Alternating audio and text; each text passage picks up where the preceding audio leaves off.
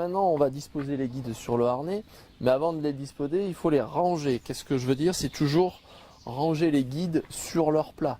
Parce que quand vous les avez attelés, par exemple, sous la pluie et que vous venez les disposer, tout enroulés de cette façon-là, c'est-à-dire que les guides ne vont pas être sur leur plat.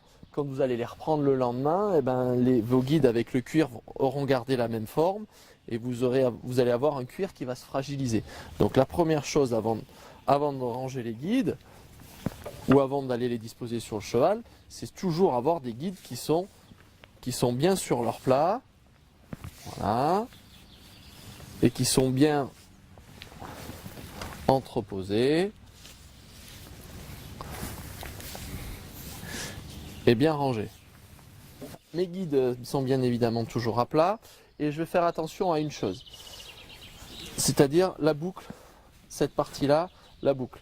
Je vais faire attention de mettre la guide où il y a la boucle, que ça soit ma guide gauche. Pourquoi je veux que ça soit ma guide gauche? C'est pour des raisons pédagogiques. Après, quand on attelle à deux et qu'on vient basculer la guide droite sur le cheval de gauche, on va préférer que ça soit cette partie-là qui est en cuir, qui ne va pas venir blesser le cheval ou quelqu'un qui pourrait se retrouver de l'autre côté. Et on ne va pas jeter cette partie-là en boucle qui risque de blesser. Donc on va faire bien attention en disposant ces guides, même si en attelage à 1, ça n'a pas une grande importance, qu'elle soit à gauche. Et pour qu'elle soit à gauche, je vais faire attention de la disposer quand je vais prendre mes guides sur le dessus. On va le voir quand je vais le disposer sur le cheval.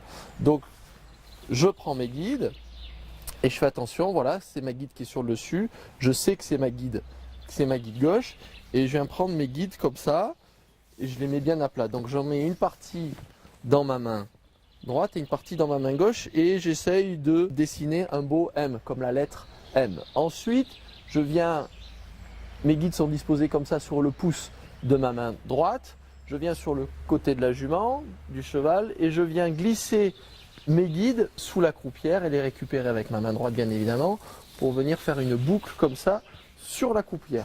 On sait toujours que ma guide gauche est sur le dessus et je viens déposer mes embouts de guide comme ça derrière la sellette sur la croupière. Et maintenant j'ai les mains libres et je suis en sécurité.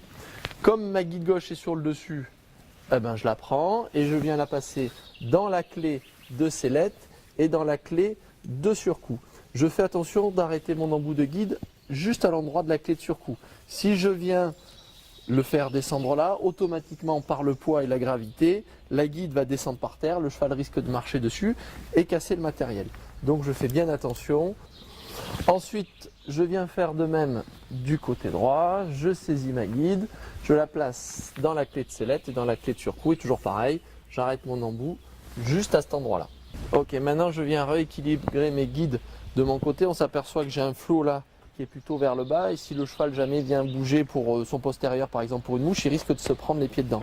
Donc je reprends mon flot de guide et je reviens équilibrer tout ça pour des raisons de sécurité.